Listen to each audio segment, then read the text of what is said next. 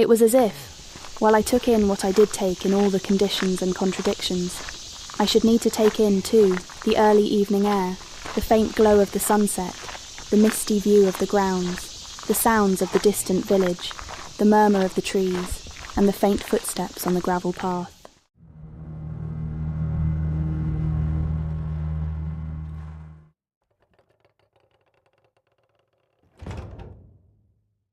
I stood for a moment absorbed, then turned to go back into the house.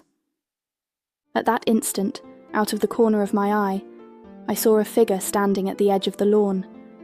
It was a man, tall, dressed in dark clothes, and he was staring directly at me. "Who's there?"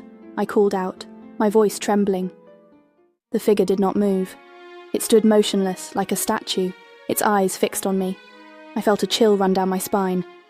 "Mrs. Gross!" I shouted, hoping the housekeeper would hear me. "Mrs. Gross, come quickly!" The figure began to move, slowly at first, then with more determination. I backed away, my heart pounding in my chest.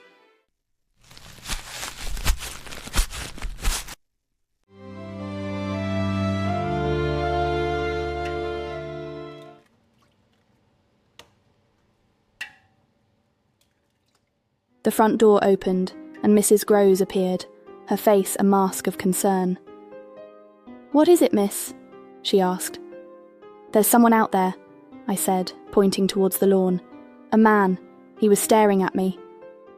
Mrs. Groves looked out into the gathering gloom, her expression shifting from concern to fear.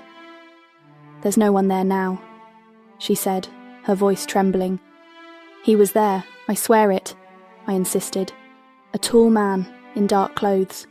Mrs. Groves shook her head. "It must have been a shadow, miss. There's no one here but us." I turned back to the lawn, but the figure had vanished.